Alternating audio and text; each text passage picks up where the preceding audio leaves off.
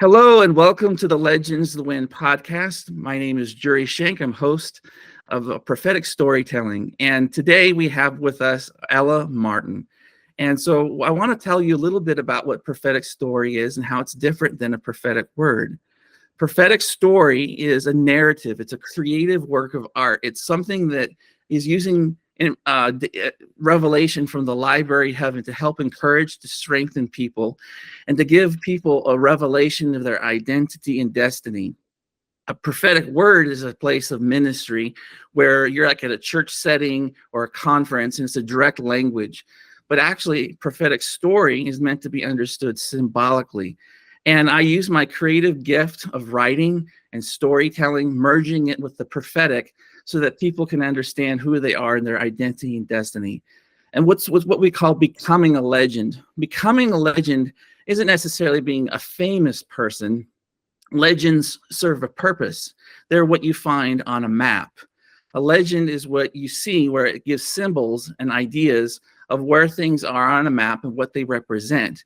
These prophetic stories are supposed to help give a revelation of your identity and destiny so that you know where you are on the map of life, and that the stories can help encourage you in your identity and give you a place to go forward into your future.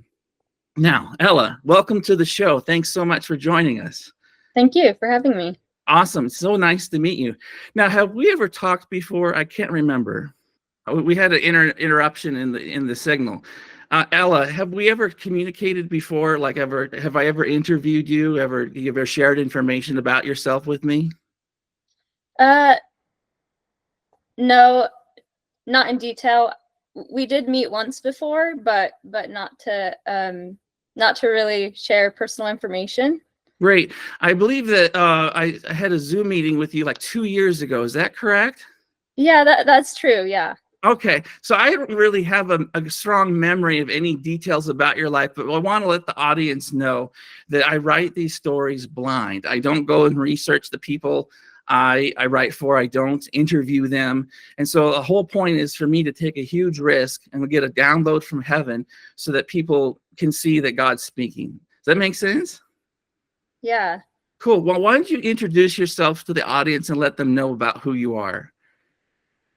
Yeah, I'm Ella. I've lived in Tennessee now for about 2 years. I've worked for a small business marketing company for a couple years. I found out recently that is ending, so I'll be transitioning into starting my own business. So that's some new stuff that's going on in my life. But yeah. Very good. Thank you for sharing. Now, how did you learn about Legends of the Wind and what we're doing? How did I learn about Legends of the Wind? Yes. I a Facebook group that I was in at the time. Oh, Facebook. Okay, very good. Thank you. Well, I want to help you and the audience know how to receive a prophetic story before we get into it, okay? So a prophetic story is a revelation, and it's meant to be understood symbolically, not literally. So the ideas in the story are symbols that represent something. It's kind of like dream language or dream interpretation. So you look for the function of something, not necessarily the literal form. And so Ella, you have power. You have a choice. You can say, yes, I received this prophetic story, or no, I do not receive it. Or you may need time to process it and chew on it later. Now, one thing is that the revelation is the story, and afterward, we're going to talk about, after the story, what the symbols mean, and we can unpack it. That's where we learn the interpretation. Then what we want to do is find the application of your stories. How is it going to manifest in your life, or what action you need to take? Does that make sense? Yeah, yeah. Cool. Well, let's get into it. All right. Your story is called A Dollar Short. Ready? Here we go. A dollar short.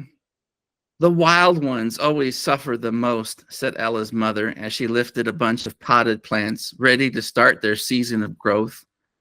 All the soil, saplings, seeds, fertilizer, tools, buckets, etc. filled the back of their pickup truck. Ella and Mom hopped into the cab and left the store's parking lot. They were ready to begin the next summer. Spring had already sprung. Now it was time for the digging and sowing.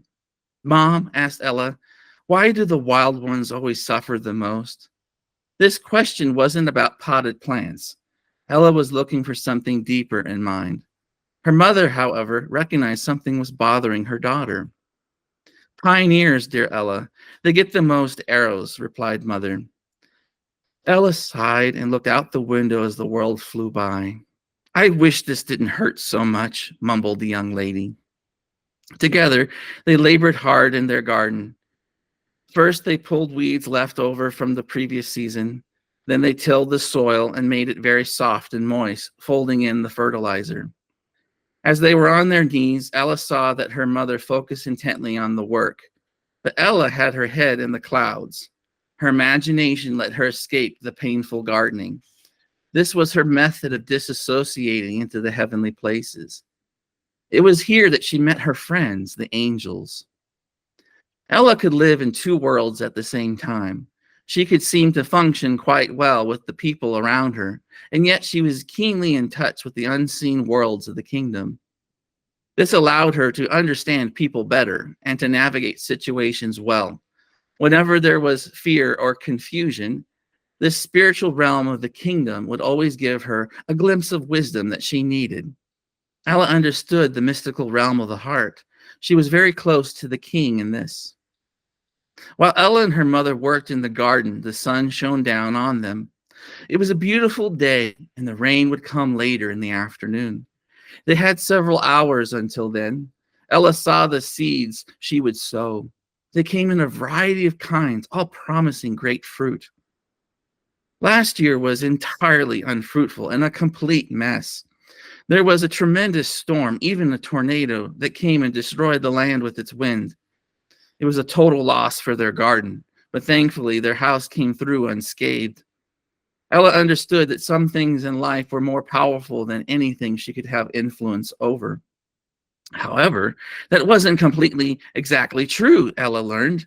She began to see how her ability to operate in the spirit would help her bring change and protection in the earth's realm. Ella's prayers allowed her to cover friends and family while traveling. Sometimes someone would be sick and with a headache or stomach problems, and Ella didn't need to say a word. She would just place her hands on the body, and soon they recovered. Ella understood the light of love. But that storm last year was something that shook her. It produced a degree of trauma in her soul. Ella needed healing. The pressure from outside forces and the integrity of her soul made her feel like she would crumble. Depression came and tried to settle in, but Ella did her best to resist.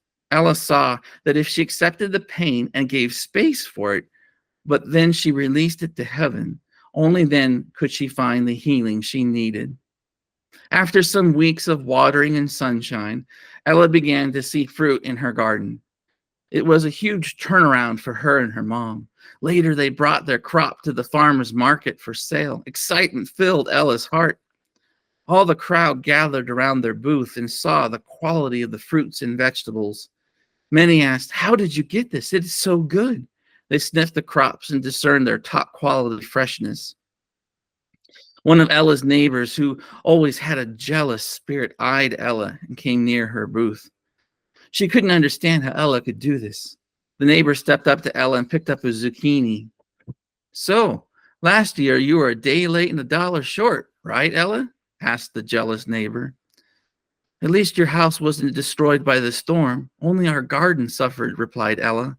"Many of the houses in the neighborhood were greatly damaged." The neighbor forced a smile and remembered that her windows were all broken from debris, and that Ella and her mother championed helping those in need, including her. Hot coals on the neighbor's head stung. The neighbor replied, "Right. Well, it seems this year it will turn out for you." Ella smiled and offered a second zucchini to the neighbor and said, "Take this. We're offering 2 for the price of 1. The neighbor's eyes grew wide and she felt ashamed, but she grabbed some cash from her wallet, paid, and finally left. Ella's booth was soon empty of all their crops. Her mother smiled, and together they counted their revenue in the cash box.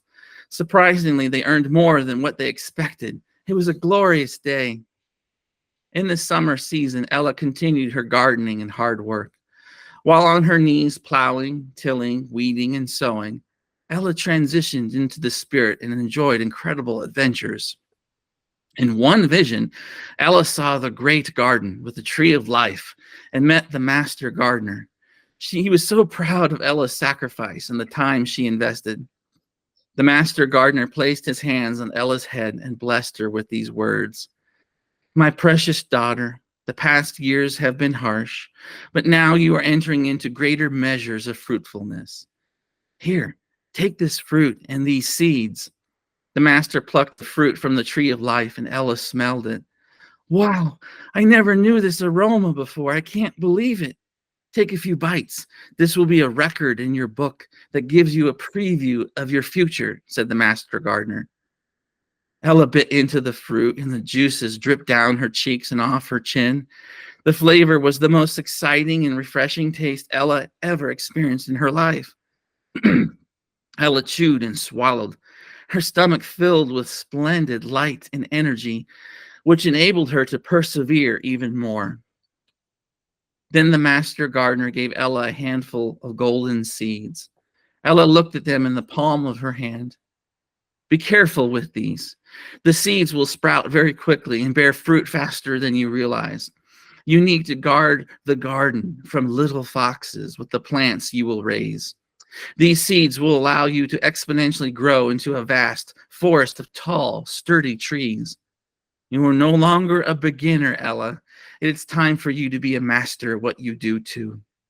Ella pocketed the seeds carefully into her overalls and made sure she didn't lose any.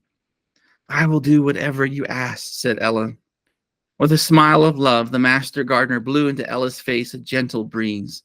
This brought Ella back into the natural realm, where she was still on her knees. Ella's mother was up ahead singing while digging holes in the ground.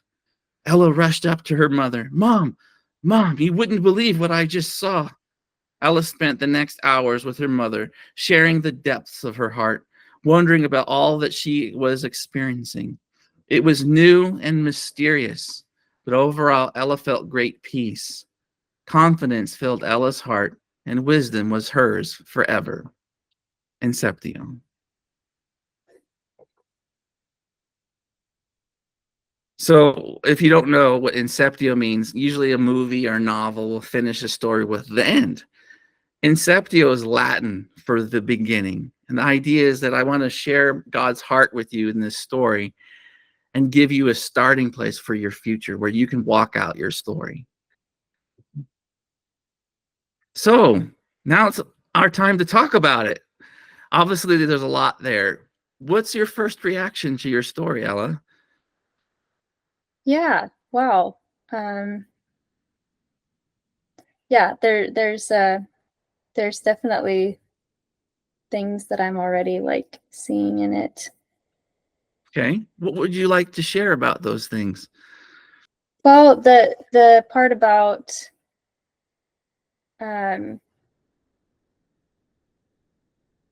like gardening, and just the part at the beginning about her head in the clouds and being in two worlds at once. Okay. I grew up like on a farm. We did gardening and things, but with that, just the everyday chores and things, I got so I got bored with them, and I would I'd be in my own world a lot to like entertain myself. Okay. Wow. So that kind of reflects, Well, good. So there's something in your actual natural life that's resonating with the story, right? Right. So obviously there's the way of looking at it in the natural, your story. But is there anything here that is like a word of knowledge or a word of wisdom that is speaking to you, that is like giving you encouragement about the story? Was that a question? Sorry, you like. Yes. So like, is there anything in the story, like ideas or symbols that are speaking encouragement to you? Yeah. The like the part about about going through a storm. Mm-hmm. I've had a season, and even like more than one season of just like, being like hit by just life and needing time to recover from that. And Yeah. yeah, yeah. So I resonate with that. Okay, certainly. And obviously, I want to be very sensitive and kind with you. Okay, I want you to be in a safe place with me. So you can share whatever you feel comfortable or not share at all. But um, the beginning of the story, it talked about the wild ones and that the pioneers take the most arrows. How does that speak to you about your life or your current situation? Ella, I think there's a connection problem. Could you answer? I think I lost you for a moment. Yeah, I lost you for a bit. You had just started talking about pioneers and the arrows.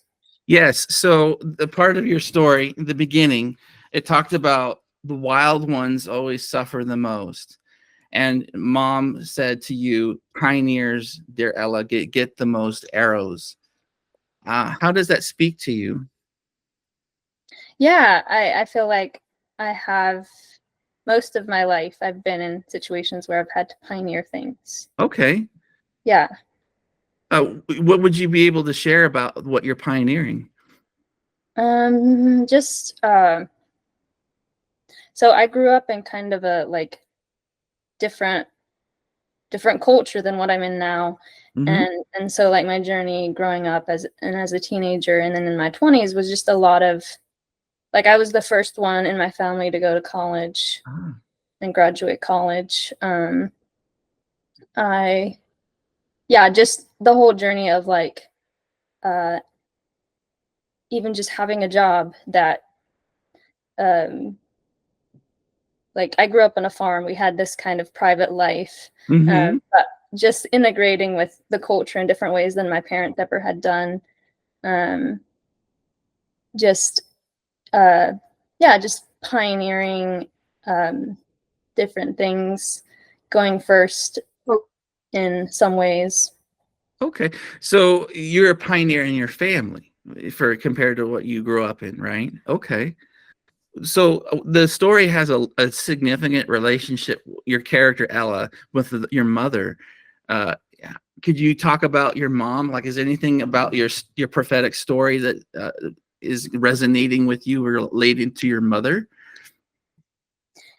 That's like interesting to me that she's in here, but I feel like I need more time to think about what Okay. that means.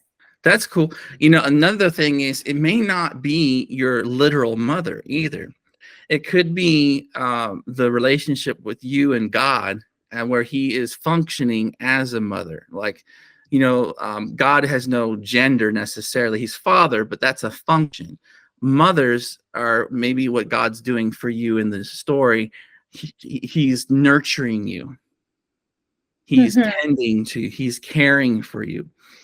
Obviously, you've had some setbacks and some difficulties, and I believe God is wanting to encourage you with His nurturing, kind, hard work, labor to restore your heart, to give you love and encouragement.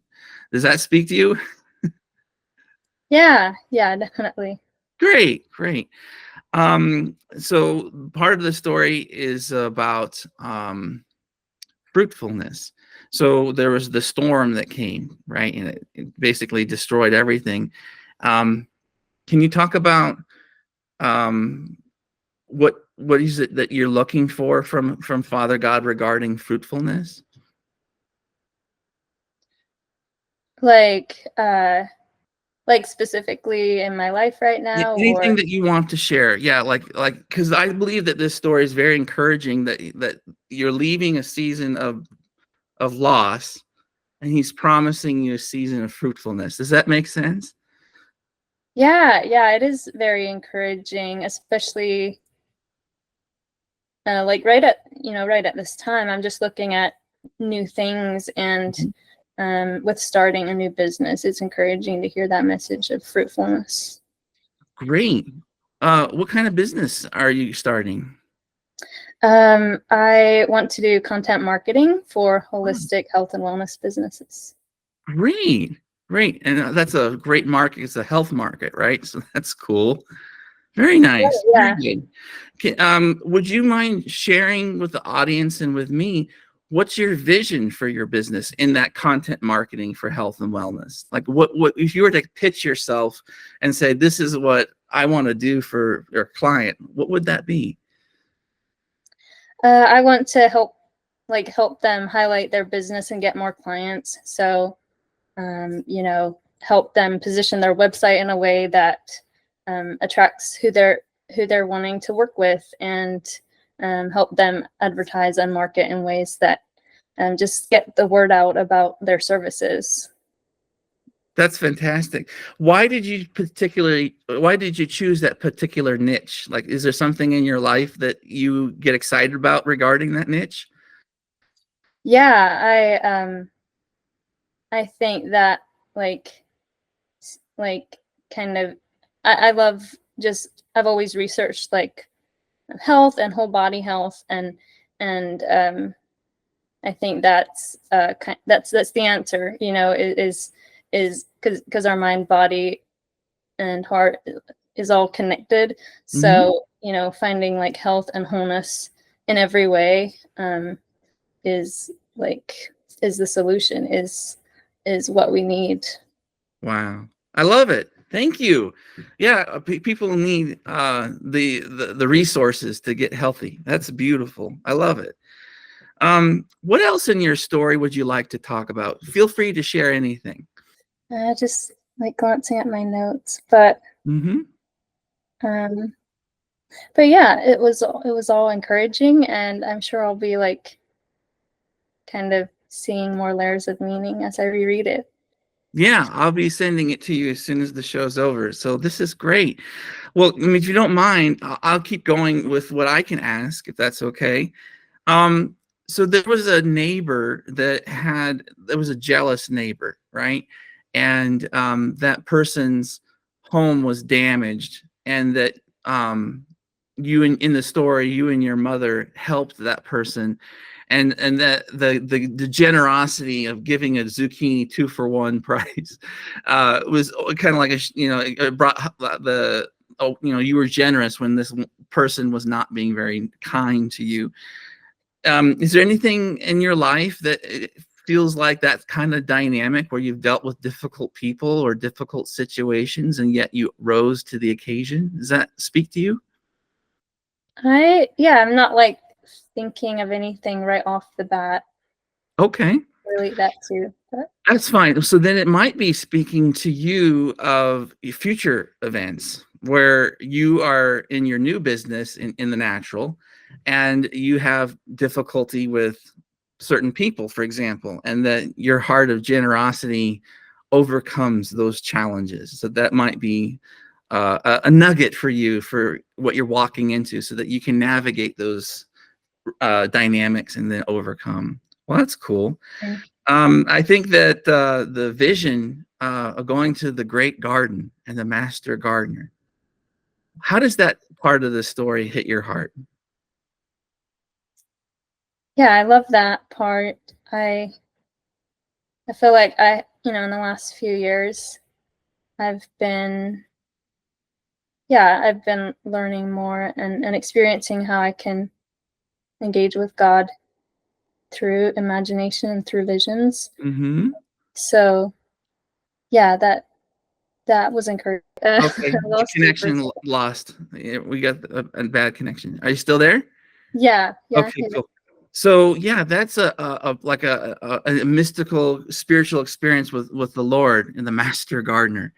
And I think the tree of life. So the cool thing is that in Genesis it talks about the tree of life and the tree of the knowledge of good and evil, and the Master Gardener gives you the fruit from the tree of life, and it gives you the ability to have perseverance.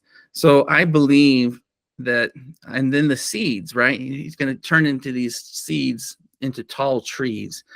Trees can represent people, and it doesn't. It can, and maybe you're going to be in a leadership role where you're going to help bring up people, maybe in like a management or a leadership of a team of people, for example. Or they could be your clients, right? For your marketing, that they could be those trees.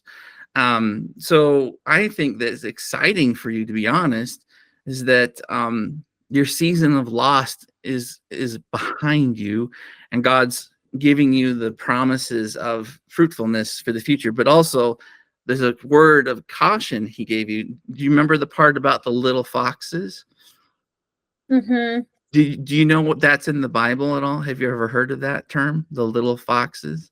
Yeah, it's in Song of Songs, I think. Yes, right.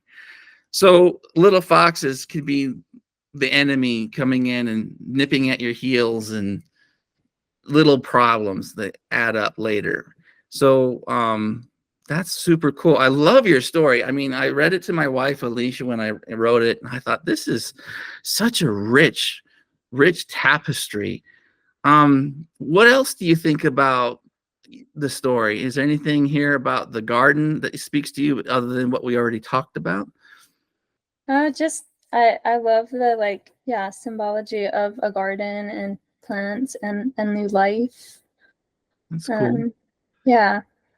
Cool. And well, let's see here. What else can we unpack?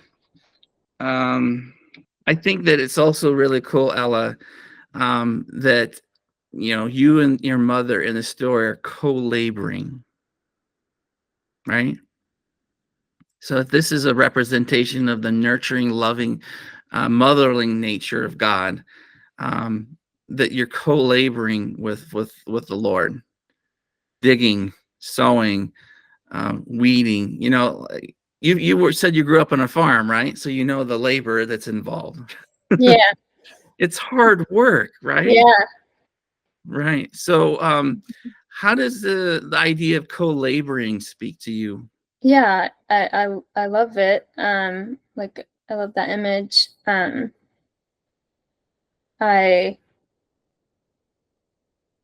I think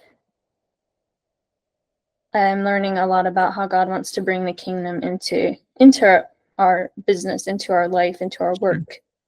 And that's how it speaks to me, is like God wants to be involved, and wants to, if we have questions about our work, about what we're Yeah. doing, He knows business, he knows the arenas of life that we're in, and He can speak into that and has wisdom and insight into those things. That is brilliant. I love that. That makes me think, have you ever heard of the concept of the 7 mountains of culture? Yeah. I But have it heard comes that. from actually 2 different people, Johnny Enlow and Lance Wallnau. And so what you just said is really powerful, Ella, because if you have a problem, if you need help, you can go to Father or to God and get the wisdom you need for business decisions or direction or vision, right? So what you said is right on, and that God's not limited to just the church, right? Right. Mm-hmm. You can be an influence wherever you go, whatever realm of culture. Mm-hmm. Cool. It's good. So, a question: if you were to introduce someone that who's never heard of prophetic storytelling, what would you tell that person about what it is? And then would you happen to recommend them getting their own story? Yeah. I, yeah, it's a prophetic story that will, just speak to your heart and speak insight into your life and even your future. And yeah, I would recommend anyone to get a story for the encouragement and just that prophetic message that they'll get through it. Cool. Thanks so much. Thank you. Wow. So I would love to encourage you. I'm going to email you your story after this. And then well, obviously don't hang up after I close the show, okay? But I'll email you your story, and then you can chew on it, right? There's a lot of good stuff here. And one Yeah. last question, Ella. So obviously this information of this story is brand new to you. It's like drinking from a fire hose. What would you say what you experienced today in this meeting, in this story? Like, if you were to sum it up, like, what was the thing you got out of it? Yeah, just encouragement and like the sense that God knows who I am. Like, it really spoke to my identity. Great. Thank you. All right. Well, I think that covers everything. And Ella, I want to thank you so much for ordering a prophetic story. And thank you for navigating the schedules. And I'm so glad to give this to you. This is this story is really a gem for me because of just the richness of the feeling of it all. It's so beautiful. And thank you very much for coming on to the show and letting me give you this prophetic story. Yeah, thank you. Thank you so much. Cool. Thanks, guys. Well, everybody, thanks for watching. Ella, don't hang up. And we'll see you soon on the next broadcast.